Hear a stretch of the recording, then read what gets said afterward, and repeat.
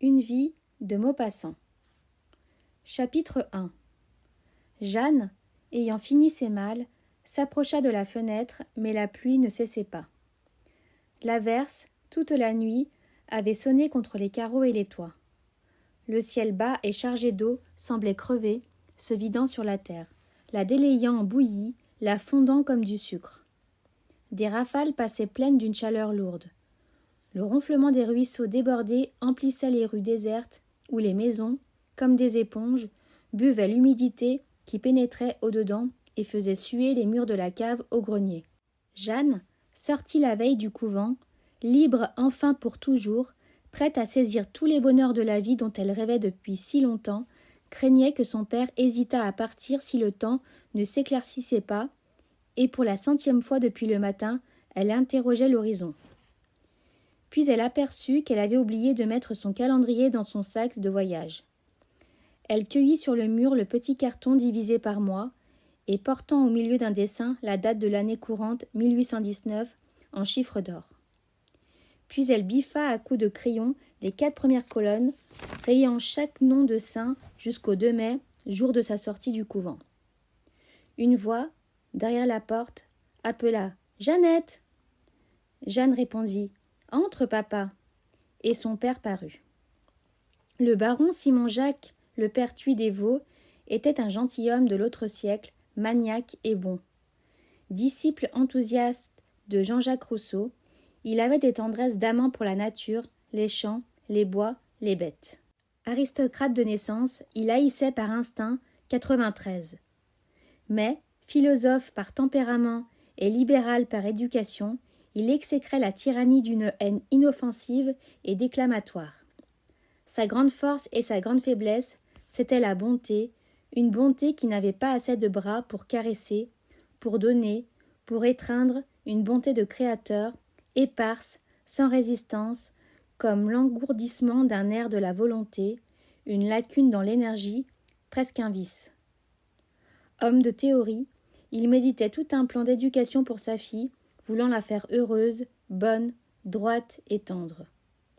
Elle était demeurée jusqu'à 12 ans dans la maison, puis, malgré les pleurs de la mère, elle fut mise au Sacré-Cœur. Il l'avait tenue là sévèrement enfermée, cloîtrée, ignorée et ignorante des choses humaines.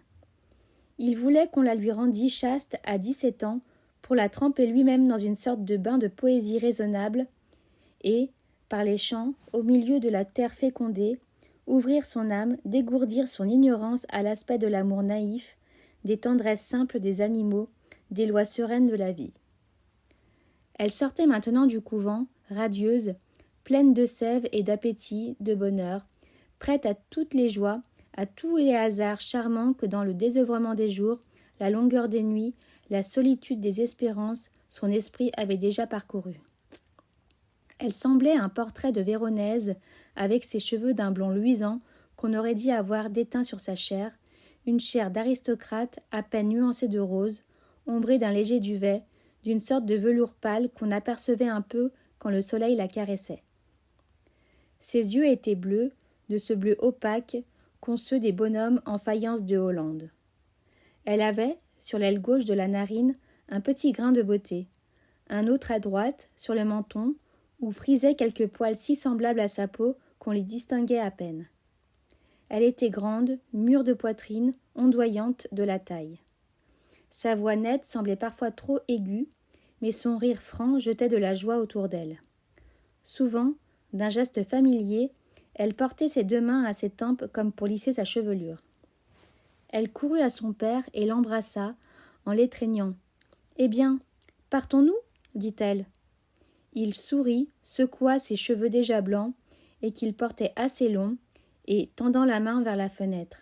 « Comment veux-tu voyager par un temps pareil ?» Mais elle le priait, câline et tendre. « Oh, papa, partons, je t'en supplie. Il fera beau dans l'après-midi. »« Mais ta mère n'y consentira jamais. »« Si, je te le promets, je m'en charge. »« Si tu parviens à décider ta mère, je veux bien, moi. » Et elle se précipita vers la chambre de la baronne, car elle avait attendu ce jour du départ avec une impatience grandissante. Depuis son entrée au Sacré-Cœur, elle n'avait pas quitté Rouen, son père ne permettant aucune distraction avant l'âge qu'il avait fixé. 2 fois seulement, on l'avait emmenée 15 jours à Paris, mais c'était une ville encore, et elle ne rêvait que de la campagne. Elle allait maintenant passer l'été dans leur propriété des peuples, vieux château de famille planté sur la falaise auprès d'Yport. Et elle se promettait une joie infinie de cette vie libre au bord des flots. Puis il était entendu qu'on lui faisait don de ce manoir qu'elle habiterait toujours lorsqu'elle serait mariée. Et la pluie, tombant sans répit depuis la veille au soir, était le premier gros chagrin de son existence. Mais, au bout de 3 minutes, elle sortit en courant de la chambre de sa mère, criant par toute la maison « Papa, papa, maman veut bien, fais atteler !» Le déluge ne s'apaisait point.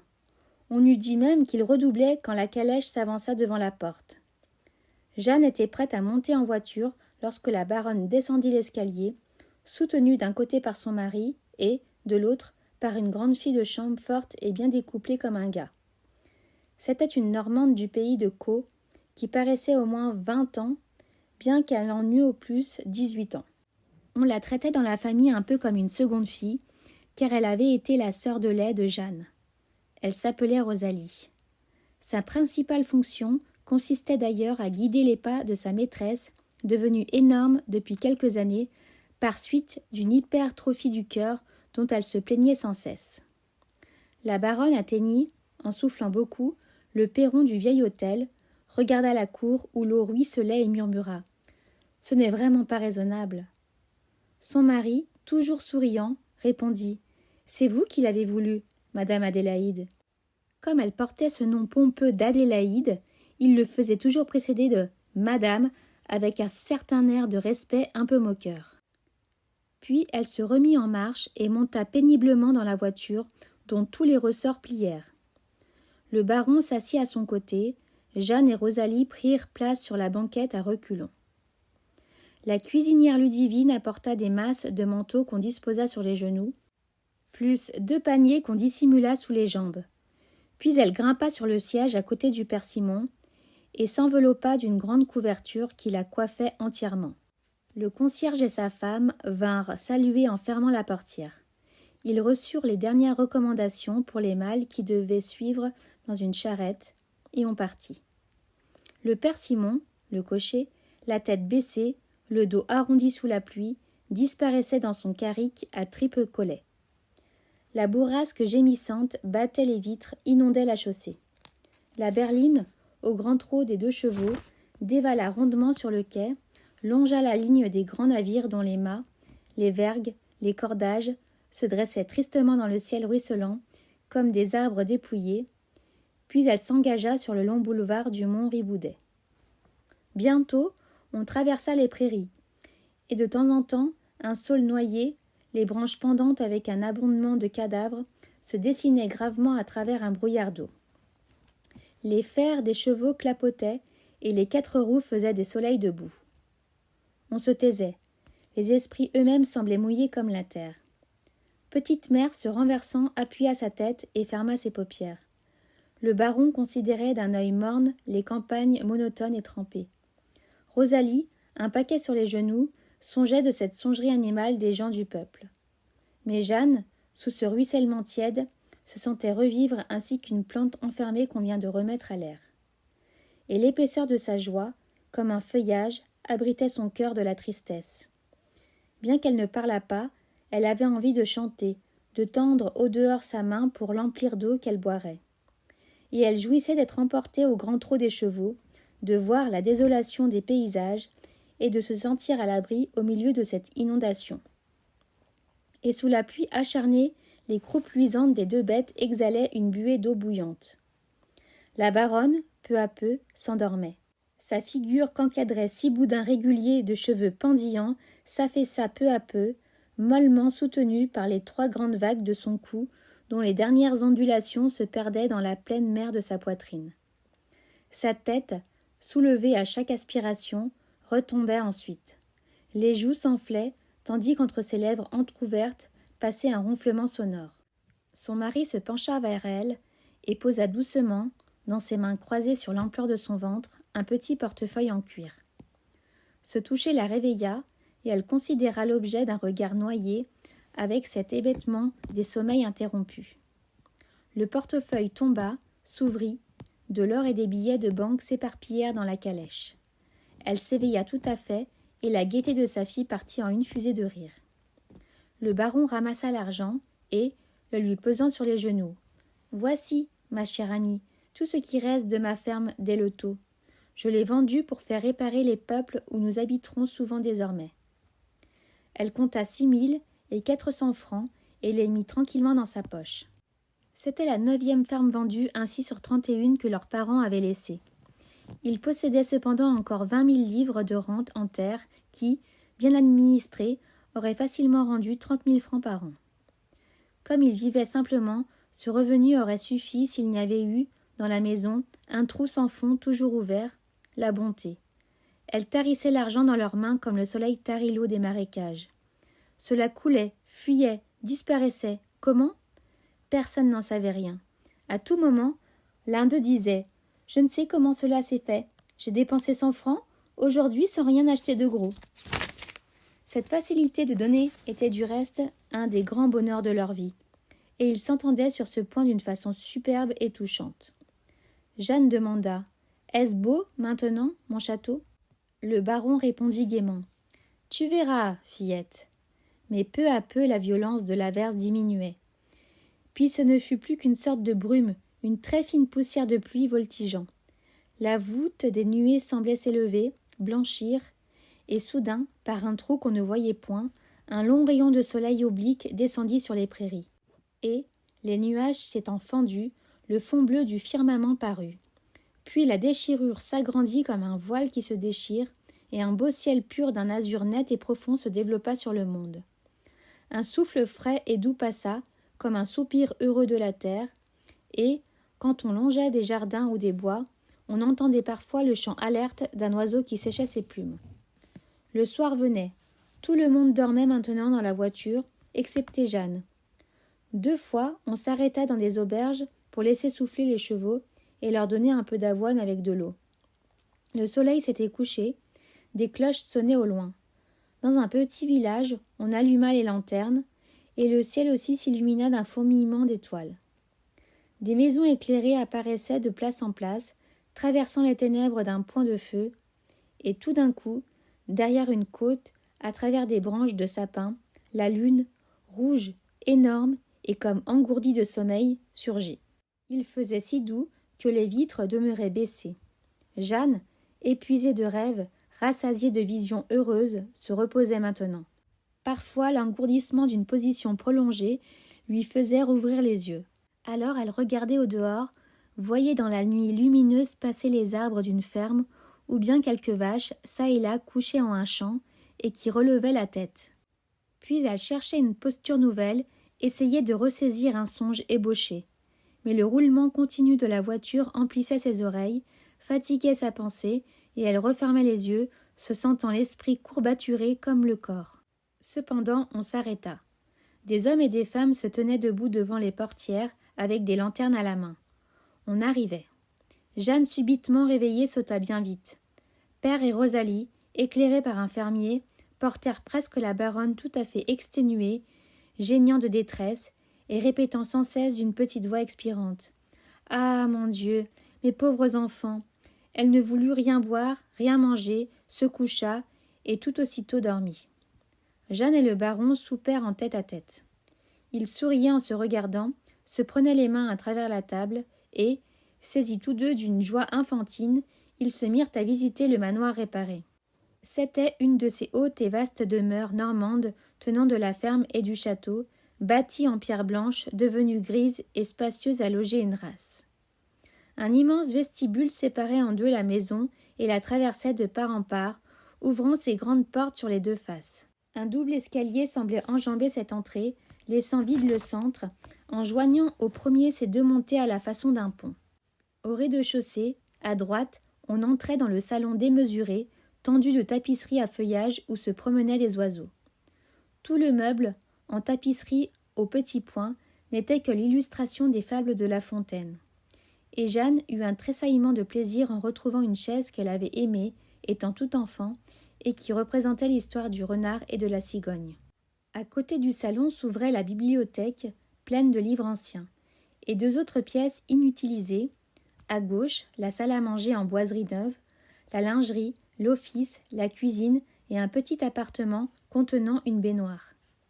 Un corridor coupait en long tout le premier étage. Les 10 portes des 10 chambres s'alignaient sur cette allée. Tout au fond, à droite, était l'appartement de Jeanne. Ils y entrèrent. Le baron venait de le faire remettre à neuf, ayant employé simplement des tentures et des meubles restés sans usage dans les greniers. Des tapisseries d'origine flamande, et très vieilles, peuplaient ce lieu de personnages singuliers. Mais, en apercevant son lit, la jeune fille poussa des cris de joie. Aux 4 coins, 4 grands oiseaux de chêne, tout noirs et luisants de cire, portaient la couche et paraissaient en être les gardiens. Les côtés représentaient 2 larges guirlandes de fleurs et de fruits sculptés, et 4 colonnes finement cannelées que terminaient des chapiteaux corinthiens soulevaient une corniche de roses et d'amour enroulés. Il se dressait monumental, et tout gracieux cependant, malgré la sévérité du bois bruni par le temps. Le couvre-pied et la tenture du ciel de lit scintillaient comme 2 firmaments. Ils étaient faits d'une soie antique d'un bleu foncé qu'étoilaient par places de grandes fleurs de lys brodées en or. Quand elle l'eut bien admiré, Jeanne, élevant sa lumière, examina les tapisseries pour en comprendre le sujet. Un jeune seigneur et une jeune dame habillés en vert, en rouge et en jaune, de la façon la plus étrange, causaient sous un arbre bleu où mûrissaient des fruits blancs.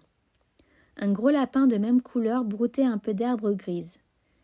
Juste au-dessus des personnages, dans un lointain de convention, on apercevait 5 petites maisons rondes, au toit aigu, et là-haut, presque dans le ciel, un moulin à vent tout rouge. De grands ramages, figurant des fleurs, circulaient dans tout cela.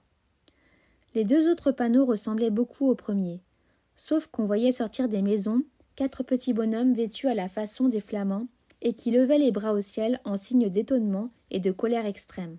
Mais la dernière tenture représentait un drame. Près du lapin qui broutait toujours, le jeune homme étendu semblait mort. La jeune dame, le regardant, se perçait le sein d'une épée, et les fruits de l'arbre étaient devenus noirs. Jeanne renonçait à comprendre quand elle découvrit dans un coin une bestiale microscopique que le lapin, s'il eût vécu, aurait pu manger comme un brin d'herbe. Et cependant c'était un lion. Alors elle reconnut les malheurs de Pyrame et de Thisbé, et, quoiqu'elle sourît de la simplicité des dessins, elle se sentit heureuse d'être enfermée dans cette aventure d'amour qui parlerait sans cesse à sa pensée des espoirs chéris et ferait planer, chaque nuit, sur son sommeil, cette tendresse antique et légendaire. Tout le reste du mobilier unissait les styles les plus divers. C'étaient ces meubles que chaque génération laisse dans la famille et qui font des anciennes maisons des sortes de musées où tout se mêle. Une commode Louis XIV superbe, cuirassée de cuivre éclatant, était flanquée de 2 fauteuils Louis XV encore vêtus de leur soie à bouquet. Un secrétaire en bois de rose faisait face à la cheminée qui présentait, sous un globe rond, une pendule de l'Empire. C'était une ruche de bronze suspendue par 4 colonnes de marbre au-dessus d'un jardin de fleurs dorées.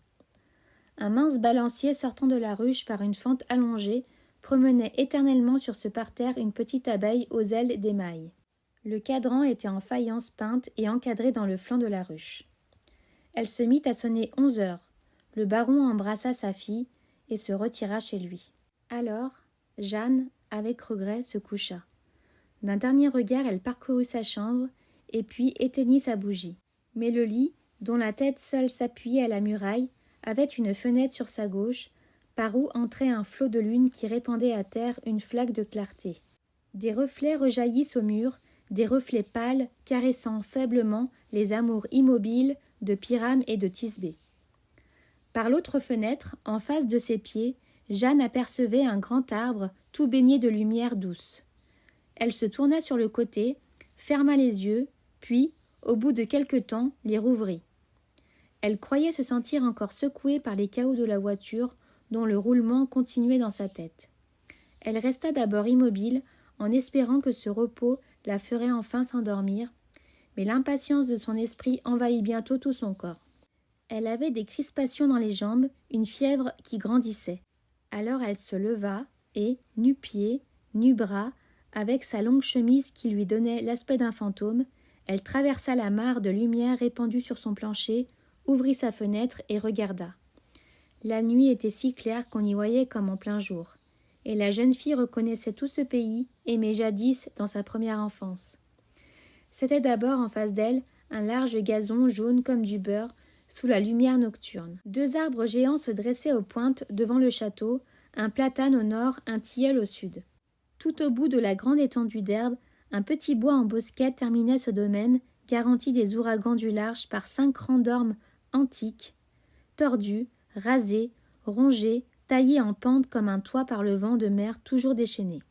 Cette espèce de parc était borné à droite et à gauche par 2 longues avenues de peupliers démesurés, appelés peuples en Normandie, qui séparaient la résidence des maîtres des 2 fermes y attenantes, occupées l'une par la famille Couillard, l'autre par la famille Martin. Ces peuples avaient donné leur nom au château. Au-delà de cet enclos s'étendait une vaste plaine inculte, semée d'ajoncs, où la brise sifflait et galopait jour et nuit. Puis soudain, la côte s'abattait en une falaise de 100 mètres, droite et blanche, baignant son pied dans les vagues. Jeanne regardait au loin la longue surface moirée des flots qui semblaient dormir sous les étoiles. Dans cet apaisement du soleil absent, toutes les senteurs de la terre se répandaient. Un jasmin grimpé autour des fenêtres d'en bas exhalait continuellement son haleine pénétrante qui se mêlait à l'odeur plus légère des feuilles naissantes. De lentes rafales passaient apportant les saveurs fortes de l'air salin et de la sueur visqueuse des varechs. La jeune fille s'abandonna d'abord au bonheur de respirer, et le repos de la campagne la calma comme un bain frais. Toutes les bêtes qui s'éveillent quand vient le soir et cachent leur existence obscure dans la tranquillité des nuits emplissaient les demi-ténèbres d'une agitation silencieuse. De grands oiseaux qui ne criaient point fuyaient dans l'air comme des taches, comme des ombres, des bourdonnements d'insectes invisibles effleuraient l'oreille, des courses muettes traversaient l'herbe pleine de rosée ou le sable des chemins déserts. Seuls quelques crapauds mélancoliques poussaient vers la lune leurs notes courtes et monotones. Il semblait à Jeanne que son cœur s'élargissait, plein de murmures comme cette soirée claire, fourmillant soudain de 1000 désirs rôdeurs, pareils à ces bêtes nocturnes dont le frémissement l'entourait. Une affinité l'unissait à cette poésie vivante, et dans la molle blancheur de la nuit, elle sentait courir des frissons surhumains, palpiter des espoirs insaisissables, quelque chose comme un souffle de bonheur. Et elle se mit à rêver d'amour. L'amour, il l'emplissait depuis 2 années de l'anxiété croissante de son approche. Maintenant, elle était libre d'aimer. Elle n'avait plus qu'à le rencontrer, lui. Comment serait-il? Elle ne le savait pas au juste et ne se le demandait même pas. Il serait lui, voilà tout. Elle savait seulement qu'elle l'adorerait de toute son âme et qu'il la chérirait de toute sa force. Il se promènerait par les soirs pareils à celui-ci, sous la cendre lumineuse qui tombait des étoiles. Ils iraient, les mains dans les mains, serrés l'un contre l'autre, entendant battre leur cœur, sentant la chaleur de leurs épaules, mêlant leur amour à la limpidité suave des nuits d'été, tellement unis qu'ils pénétreraient aisément, par la seule puissance de leur tendresse, jusqu'à leurs plus secrètes pensées. Et cela continuerait indéfiniment, dans la sérénité d'une affection indestructible. Et il lui sembla soudain qu'elle le sentait là, contre elle. Brusquement, un vague frisson de sensualité lui courut des pieds à la tête. Elle serra ses bras contre sa poitrine, d'un mouvement inconscient, comme pour étreindre son rêve. Et sur sa lèvre tendue vers l'inconnu quelque chose passa qui la fit presque défaillir, comme si l'haleine du printemps lui eût donné un baiser d'amour. Tout à coup, là-bas, derrière le château, sur la route, elle entendit marcher dans la nuit. Et dans un élan de son âme affolée, dans un transport de foi à l'impossible, au hasard providentiel, au pressentiment divin, aux romanesques combinaisons du sort, elle pensa. Si c'était lui! Elle écoutait anxieusement le pas rythmé du marcheur, sûre qu'il allait s'arrêter à la grille pour demander l'hospitalité.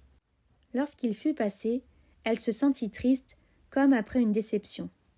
Mais elle comprit l'exaltation de son espoir et sourit de sa démence. Alors un peu calmée, elle laissa flotter son esprit au courant d'une rêverie plus raisonnable, cherchant à pénétrer l'avenir, échafaudant son existence. Avec lui, elle vivrait ici, dans ce calme château qui dominait la mer. Elle aurait sans doute 2 enfants, un fils pour lui, une fille pour elle, et elle les voyait courant sur l'herbe entre le platane et le tilleul, tandis que le père et la mère les suivraient d'un œil ravi en échangeant par-dessus leur tête des regards pleins de passion. Et elle resta longtemps, longtemps, à rêvasser ainsi, tandis que la lune, achevant son voyage à travers le ciel, allait disparaître dans la mer. L'air devenait plus frais. Vers l'Orient, l'horizon pâlissait. Un coq chanta dans la ferme de droite, d'autres répondirent dans la ferme de gauche. Leurs voix enrouées semblaient venir de très loin à travers la cloison des poulaillers. Et dans l'immense voûte du ciel, blanchie insensiblement, les étoiles disparaissaient. Un petit cri d'oiseau s'éveilla quelque part, des gazouillements timides d'abord sortirent des feuilles, puis ils s'enhardirent, devinrent vibrants, joyeux, gagnant de branche en branche, d'arbre en arbre.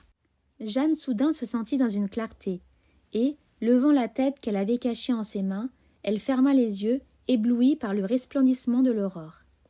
Une montagne de nuages, empourprés, cachés en partie derrière la grande allée de peuple, jetait des lueurs de sang sur la terre réveillée. Et lentement, crevant les nuées éclatantes, criblant de feu les arbres, les plaines, l'océan, tout l'horizon, l'immense globe flamboyant parut. Et Jeanne se sentait devenir folle de bonheur. Une joie délirante, un attendrissement infini devant la splendeur des choses noya son cœur qui défaillait. C'était son soleil, son aurore, le commencement de sa vie, le lever de ses espérances. Elle tendit les bras vers l'espace rayonnant, avec une envie d'embrasser le soleil. Elle voulait parler, crier quelque chose de divin comme une éclosion du jour. Mais elle demeurait paralysée dans un enthousiasme impuissant. Alors, posant son front dans ses mains, elle sentit ses yeux pleins de larmes, et elle pleura délicieusement. Lorsqu'elle releva la tête, le décor superbe du jour naissant avait déjà disparu. Elle se sentit elle-même apaisée, un peu lasse, comme refroidie. Sans fermer sa fenêtre, elle alla s'étendre sur son lit, rêva encore quelques minutes et s'endormit si profondément qu'à 8 heures, elle n'entendit point les appels de son père et se réveilla seulement lorsqu'il entra dans sa chambre. Il voulait lui montrer les embellissements du château, de son château. La façade qui donnait sur l'intérieur des terres était séparée du chemin par une vaste cour plantée de pommiers. Ce chemin, dit vicinal, courant entre les enclos des paysans, joignait, une demi-lieue plus loin, la grande route du Havre à Fécamp. Une allée droite venait de la barrière de bois jusqu'au perron. Les communs, petits bâtiments en cailloux de mer, coiffés de chaumes, s'alignaient des deux côtés de la cour, le long des fossés des deux fermes. Les couvertures étaient refaites à neuf, toute la menuiserie avait été restaurée, les murs réparés, les chambres retapissées, tout l'intérieur repeint. Et le vieux manoir terni portrait, comme des taches, ses contrevents frais, d'un blanc d'argent, et ses replâtrages sur sa grande façade grisâtre. L'autre façade, celle où s'ouvrait une des fenêtres de Jeanne, regardait au loin la mer par-dessus le bosquet et la muraille d'orme rongée du vent. Jeanne et le baron, bras dessus, bras dessous, visitèrent tout, sans omettre un coin, puis ils se promenèrent lentement dans les longues avenues de peupliers qui enfermaient ce qu'on appelait le parc. L'herbe avait poussé sous les arbres, étalant son tapis vert. Le bosquet, tout au bout, était charmant, mêlait ses petits chemins tortueux séparés par des cloisons de feuilles. Un lièvre partit brusquement, qui fit peur à la jeune fille, puis il sauta le talus et détala dans les joncs marins vers la falaise. Après le déjeuner, comme madame Adélaïde, encore exténuée, déclarait qu'elle allait se reposer, le baron proposa de descendre jusqu'à Yport. Ils partirent, traversant d'abord le hameau d'Étouvent, où se trouvaient les peuples. 3 paysans les saluèrent, comme s'ils les eussent connus de tous les temps. Ils entrèrent dans les bois en pente, qui s'abaissent jusqu'à la mer en suivant une vallée tournante. Bientôt apparut le village d'Yport. Des femmes qui raccommodaient des hardes, assises sur le seuil de leur demeure, les regardaient passer. La rue inclinée, avec un ruisseau dans le milieu et des tas de débris traînant devant les portes, exhalait une odeur forte de saumure. Les filets bruns, où restaient de place en place des écales luisantes pareilles à des piécettes d'argent, séchaient contre les portes des taudis, d'où sortaient les senteurs des familles nombreuses grouillant dans une seule pièce. Quelques pigeons se promenaient au bord du ruisseau, cherchant leur vie. Jeanne regardait tout cela qui lui semblait curieux et nouveau comme un décor de théâtre. Mais brusquement, En tournant un mur, elle aperçut la mer, d'un bleu opaque et lisse, s'étendant à perte de vue. Ils s'arrêtèrent, en face de la plage, à regarder. Des voiles, blanches comme des ailes d'oiseaux, passaient au large. À droite, comme à gauche, la falaise énorme se dressait. Une sorte de cap arrêtait le regard d'un côté, tandis que de l'autre, la ligne des côtes se prolongeait indéfiniment jusqu'à n'être qu'un trait insaisissable. Un port et des maisons apparaissaient dans une de ces déchirures prochaines. Et de tout petits flots qui faisaient à la mer une frange d'écume roulaient sur le galet avec un bruit léger. Les barques du pays, halées sur la pente de cailloux ronds, reposaient sur le flanc, tendant au soleil leurs joues rondes vernies de goudron. Quelques pêcheurs les préparaient pour la marée du soir. Un matelot s'approcha pour offrir du poisson, et Jeanne acheta une barbue qu'elle voulut rapporter elle-même au peuple.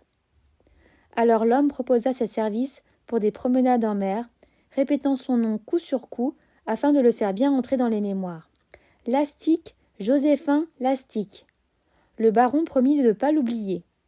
Ils reprirent le chemin du château. Comme le gros poisson fatiguait Jeanne, elle lui passa dans les ouïes la canne de son père, dont chacun d'eux prit un bout. Et ils allèrent gaiement en remontant la côte, bavardant comme deux enfants, le front au vent et les yeux brillants, tandis que la barbue, qui lassait peu à peu leurs bras, balayait l'herbe de sa queue grasse.